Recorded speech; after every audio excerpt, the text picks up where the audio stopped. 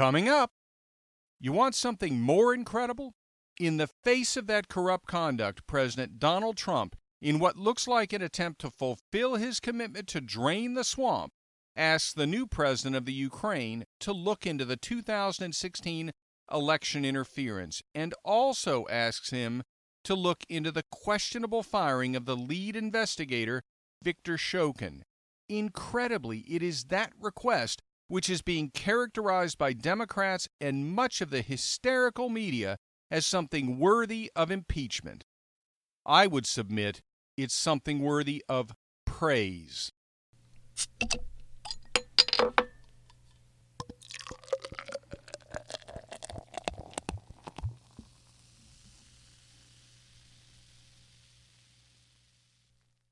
Welcome back to Political Spirits. I'm your host, Franklin Rye. We still stand for the proposition that the left and the right should have a few drinks and talk. Compromise is not a requirement. If those discussions result in us changing or even abandoning our positions, that's fine. If they don't, that's fine too. We just need to talk to each other. In that way, we can unify through speech. And if the discussion becomes a bit heated, at the end of the night, we should still be able to split up the bar tab and be on our way. So what are we going to talk about this week? Well, the obvious thing to talk about is the developments this past week where a complaint filed by an individual described as a whistleblower led to the Speaker of the House, Nancy Pelosi, calling for a formal impeachment inquiry, although she hasn't actually brought the matter to a floor vote. The media, predictably, has gone into a frenzy. And why wouldn't they? Their viewership is spiking in the wake of these new developments. This could drag on for months, and even CNN could get some respectable ratings. They're still in third place, but it might be a profitable third place. Short of a missing Malaysian airliner so that Don Lemon could ask whether it was swallowed by a black hole, as he actually did, I'm not sure there's anything that could help CNN's ratings as much as commencement of impeachment proceedings against President Trump. Even Fox News hasn't pushed back against the calls for impeachment as much as you might expect, especially if you buy into the claims that they're 100% in the tank for President Trump. As I've said before, clearly they aren't. For one, their head of breaking news is Shepard Smith, and nobody would claim that he's a Trump supporter. Moreover, the historic split within the Republican Party between more establishment Republicans who have resisted the populist tendencies of President Trump and those who are strong supporters of the president exists within Fox News, too. And finally, Fox stands to make a massive amount of money from impeachment proceedings. Will they be good for the country if they occur? Absolutely not. But for the news media, they'll be good for the bottom line, and that's what will guide them. So what's this all about? Are we really talking about impeachment proceedings? And remember, impeachment is just the process. It doesn't mean that the president gets thrown out of office. That requires a 2/3 vote in the Senate. The odds of that happening are lower than the odds of Elizabeth Warren playing Tonto in the next Lone Ranger remake. So, on its face, this really is about a phone call with Volodymyr Zelensky, the president of Ukraine. But when you look at the actual contents of that call, based on the notes or transcript, it doesn't support an impeachment. In the first portion of the call, after exchanging niceties, President Trump congratulating Zelensky on his parliamentary election victory and the two presidents agreeing that other Western countries like Germany haven't done enough to help Ukraine, Zelensky thanking Trump for U.S. support and mentioning that his country is almost ready to buy some more Javelins, a portable shoulder-fired anti-tank missile, President Trump talks about his desire to look into the 2016 election interference. He mentions the firm CrowdStrike, which was the company which the Democratic National Committee contracted to examine its server after the purported Russian email hack. And then the Democratic National Committee refused to let the FBI examine the server, forcing the FBI to rely on CrowdStrike and its conclusions. President Trump, quote, "The server, they say Ukraine has it. There are a lot of things that went on, the whole situation. I think you're surrounding yourself with the same people. I would like to have the Attorney General call you or your people, and I would like you to get to the bottom of it. As you saw yesterday, that whole nonsense ended with a very poor performance by a man named Robert Mueller, an incompetent performance, but they say a lot of it started with Ukraine. Whatever you do, it's very important you do it if that's possible. Close quote. So President Trump is literally asking the president of the Ukraine to work with the Attorney General to get to the bottom of what happened with the 2016 election interference. Not only is that not an impeachable act, it's an admirable act. The president was trying to get to the bottom of the interference in the 2016 election. If in fact the Ukraine has the Democratic National Committee's email server, and I have no idea whether they actually do, then I certainly want to know about it. There is absolutely nothing wrong with President Trump asking the Ukraine president to look into it. Zelensky responds that what the president said is very important to him, and that he would like for the two countries to become even closer to each other. He then brings up that one of his assistants spoke with Rudy Giuliani, and he hopes that Giuliani can travel to the Ukraine for a visit.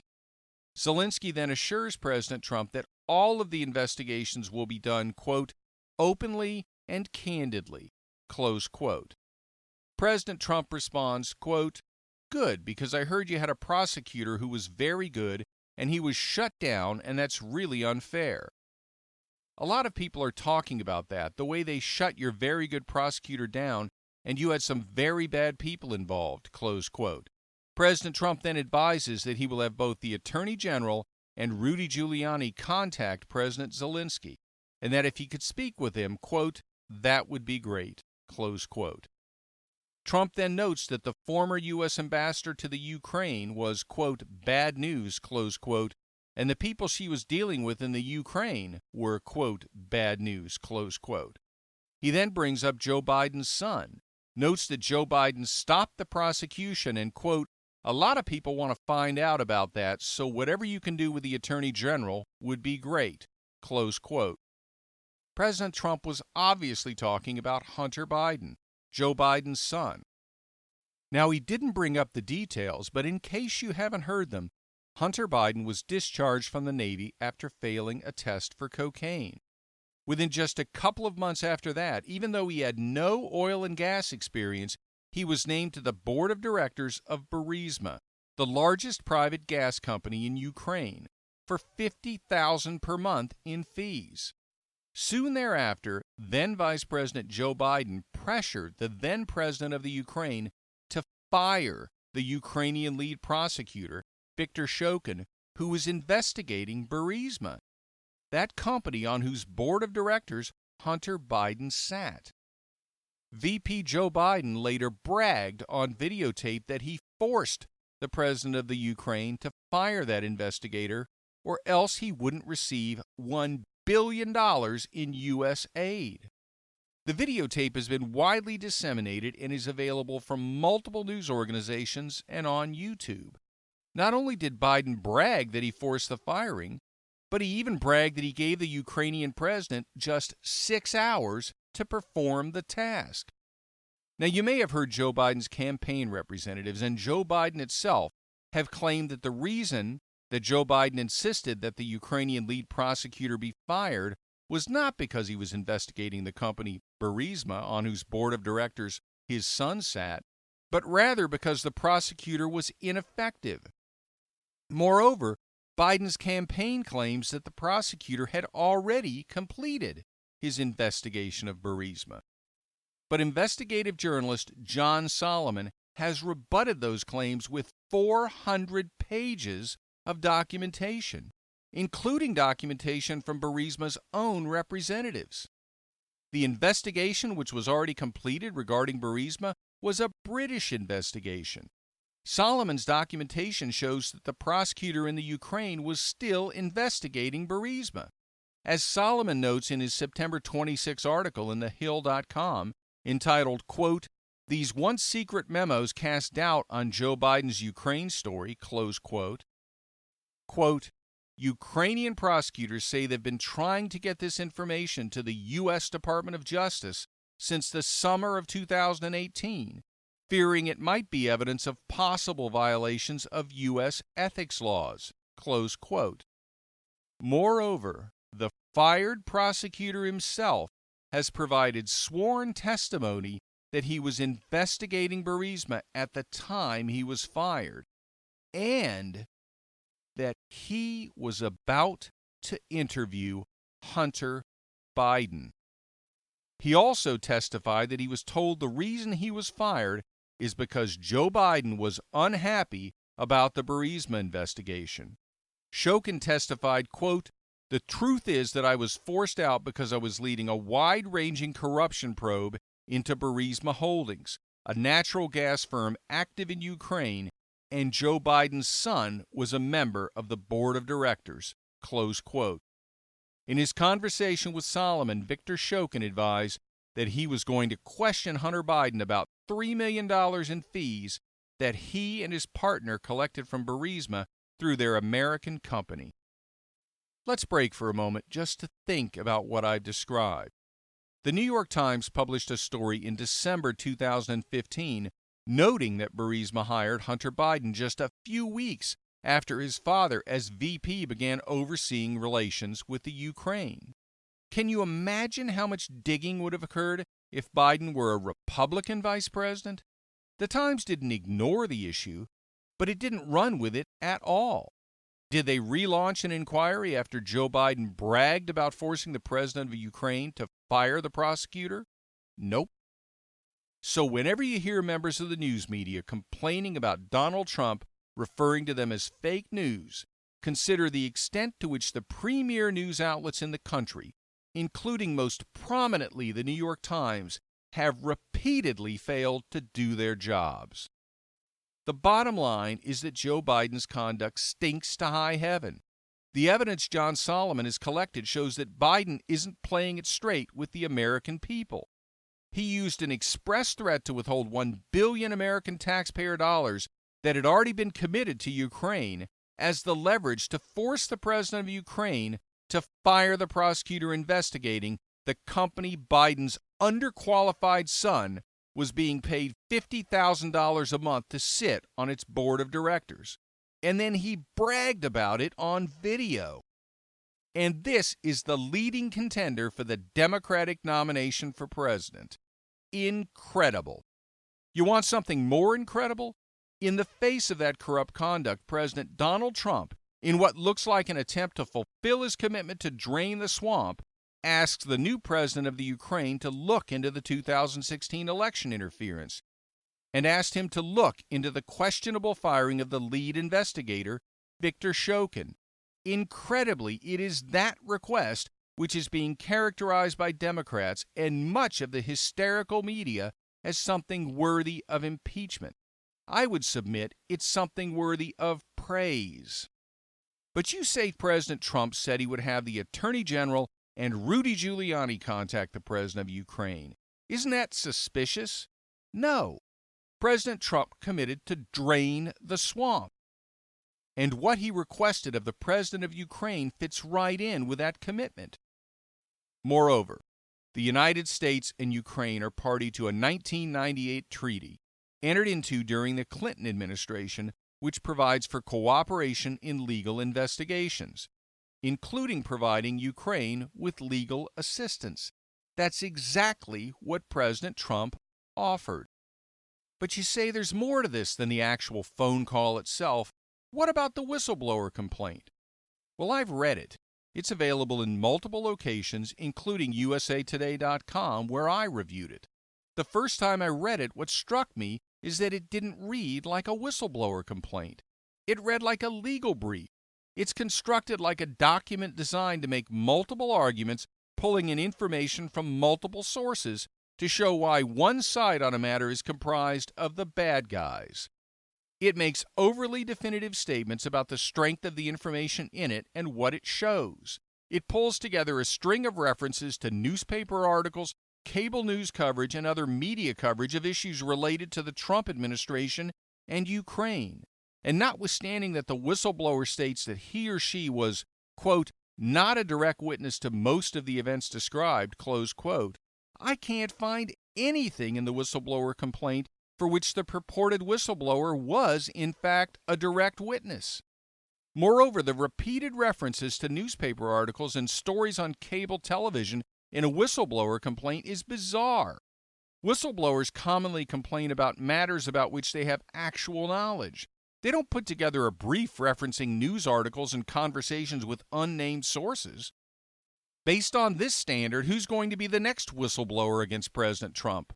Rachel Maddow? Now, the other thing that strikes me as a bit concerning is the context of this unusual whistleblower complaint is the fact that, per the New York Times, the purported whistleblower is an employee of the CIA who was temporarily assigned to the White House and has since returned to working at the CIA. And by the way, the Intelligence Community Inspector General concluded that the whistleblower exhibited indicia of an arguable political bias in favor of a rival political candidate. When you look at the fact that the whistleblower is only providing secondhand information, that based on what the whistleblower is describing, he was essentially interviewing personnel at the White House about these matters, it almost seems like a member of the intelligence community was undercover, gathering information on the president at the White House. Think back to 2017 when Senate Minority Leader Democrat Chuck Schumer had this to say about President Trump's battles with the CIA over his assessments of Russian cyber activity. Schumer said Trump was, quote, being really dumb, close quote, and, quote, let me tell you, you take on the intelligence community, they have 6 ways from Sunday at getting back at you, close quote. Now think about that warning from Chuck Schumer in the context of what's happening now. There was a time when we used to have real concerns about the intelligence community, have real concerns about making sure that we put appropriate controls on the CIA. Do I know that something inappropriate was involved here with the intelligence community and this purported whistleblower? No, I don't. But I do believe there is ample reason to be concerned about what role the intelligence community played in what happened here. Something doesn't feel right. And the reason I say that is not simply that the purported whistleblower didn't have first-hand knowledge and appeared basically to be interviewing people in the White House when temporarily assigned there. The reason that I say that is because of the bizarre revelations regarding the intelligence community whistleblower form. In the last couple of days, we've learned that the whistleblower form was revised in the last year, perhaps as recently as last month, just before the whistleblower complaint was filed, so that it no longer required that the whistleblower be providing first-hand information. In an article in thefederalist.com entitled Intel Community Secretly Gutted Requirement of First-Hand Whistleblower Knowledge, author Sean Davis reveals that, quote, federal records show that the intelligence community secretly revised the formal whistleblower complaint form in August 2019 to eliminate the requirement of direct first-hand knowledge of wrongdoing, close quote. Wow, that's pretty convenient. Right before a whistleblower files a complaint against the president consisting of item after item of secondhand information from unnamed sources, this language was amended out of the intelligence community whistleblower form. Quote, if you think that wrongdoing took place but can provide nothing more than secondhand or unsubstantiated assertions, the Intelligence Community Inspector General will not be able to process the complaint for information as an ICWPA, close quote. ICWPA refers to the Intelligence Community Whistleblower Protection Act. The revised form removes that verbiage and replaces it with this verbiage, quote, I know about the information I'm disclosing here and, close quote, then there are 2 checkboxes, one that says, quote, I have direct and personal knowledge, close quote, and one that says, quote, I heard about it from others, close quote. How convenient. Incidentally, reporter questions to members of the intelligence community to date have produced no response to the question of who revised the form and why. Am I suspicious? You bet I am. Do I think the phone call between Trump and the president of Ukraine provides support for impeachment? Absolutely not. Will the Democrats vote for impeachment? I don't know yet, but I find it interesting that they keep focusing on the way the information regarding the telephone call was stored. I think that's an acknowledgement that the call itself doesn't provide them what they want. They're trying to point to the way information was stored to try to show a cover-up. They're trying to use the Watergate impeachment playbook. But the fact that the information regarding the call was stored on a segregated server for sensitive information means nothing in this administration. Remember, this is the administration that had to deal with the embarrassment of the leaking of details regarding telephone conversations between President Trump and the leaders of both Mexico and Australia. Can anybody really blame President Trump for securing the contents of calls with world leaders after those embarrassing leaks? Well, I guess the Democrats can, so I should have asked, can anybody reasonably blame President Trump? So why are the Democrats doing this? Well, they may realize that the odds are they're going to lose the election to Trump. They may view impeachment as the only way they can get rid of him. Of course, there's no way they would ever get the two-thirds vote in the Republican-controlled Senate required to remove him from office. So perhaps some small portion of them believe that something horrendous will be uncovered in an investigation, or perhaps something questionable that the various propaganda outlets in the mainstream media will portray as something horrendous, and that will be enough to ensure Trump's loss in the election. Their more likely belief is that if they do, in fact, vote to impeach, in the Senate, all or nearly all Republicans will vote to exonerate the president. But then, the Democrats, with the willing participation of nearly all of the news media, will refer to President Trump as the, quote, impeached president, close quote, and the Democrats will use that as a ramp from which to launch what they will describe as a campaign against corruption. Now, I don't believe it'll be effective.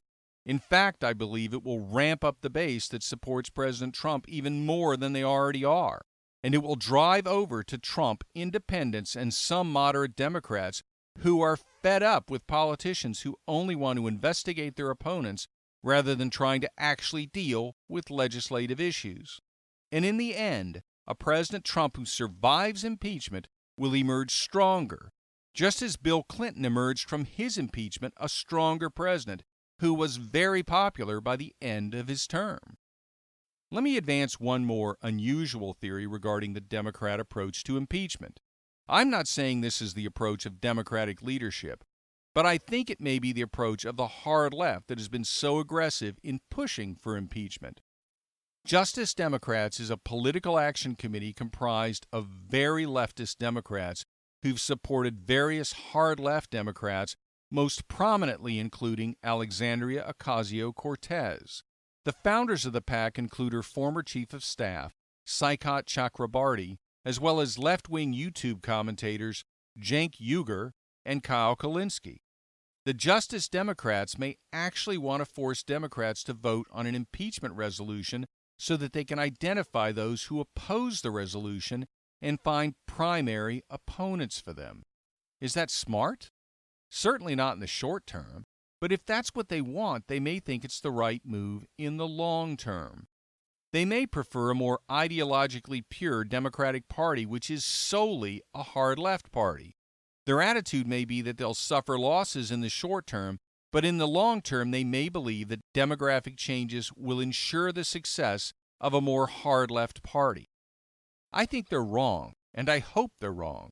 And as I've said before on multiple podcast episodes, the best thing that could happen for the future of the country and of the Democratic Party is that the Democrats lose by huge margins in 2020 and are forced back towards the center thereafter, because for the first time in a long time, such a defeat might actually give the Democrat leadership the backbone to tell their hard left to shut up and step back.